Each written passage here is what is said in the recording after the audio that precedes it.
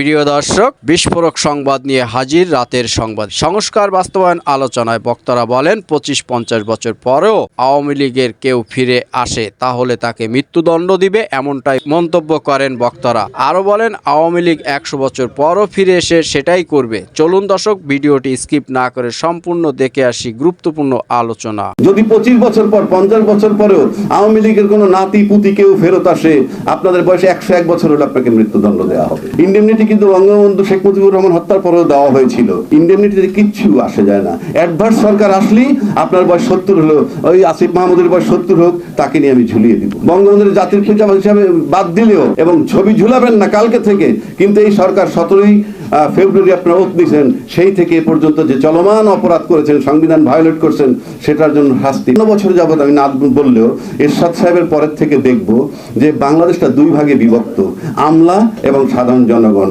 আর আমলার সাথে যোগ দেয় কারা? সাধারণ জনগণ, যাদেরকে নির্বাচন করে পার্লামেন্টে পাঠায়।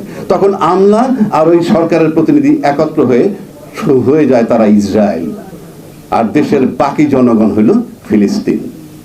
দীর্ঘ 53 বছর বলেন আর 20 বছর বলেন, আমরা তাই দেখছি। যেখানে সরকার যাবেন জনগণের প্রতিনিধি হয়ে, সেখানে গিয়ে তারা আমলাদের সাথে আতাত করেন। ভাইস ভার্সা, তোরা তোদের মতো চলবি, আমাকে শুধু ক্ষমতায় রাখবি।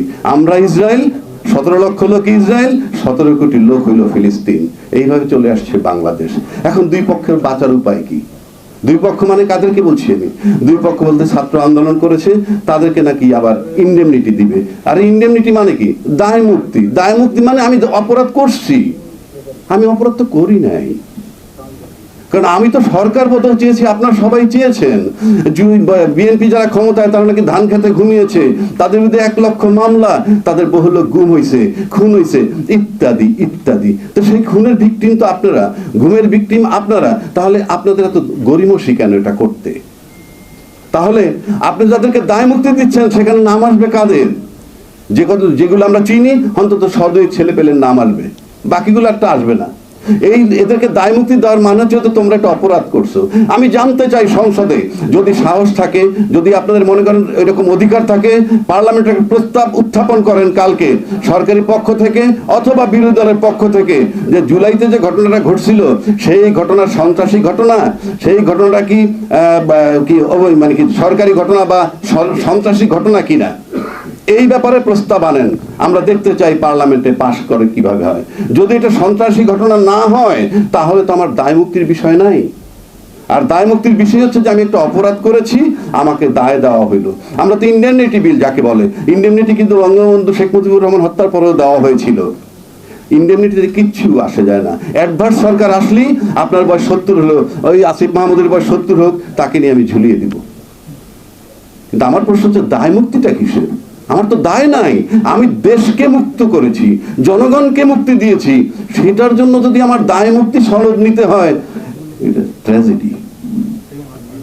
এইবার আসেন, যারা এটা হলো ছাত্রদের জন্য, তাদের দায় মুক্তি, অর্থাৎ তাদের মুক্তি পাওয়া দরকার। আবার সরকারে যারা আছেন, তাদেরও মুক্তি পাওয়া দরকার। একটু আগে বলেছি, আপনি সংবিধান ভায়োলেট করতেছেন। আপনি কালকে সংবিধান ঠিক করে ফেললেও, বঙ্গবন্ধুর জাতির পিতা হিসাবে বাদ দিলেও, স্বাধীনতা ঘোষক হিসাবে বাদ দেন এবং ছবি ঝুলাবেন না কালকে থেকে, কিন্তু এই সরকার 17ই ফেব্রুয়ারি আপনারা ওত দিয়েছেন, সেই থেকে এ পর্যন্ত যে চলমান অপরাধ করেছেন, সংবিধান ভায়োলেট করছেন, সেটার জন্য শাস্তি পেতে হবে।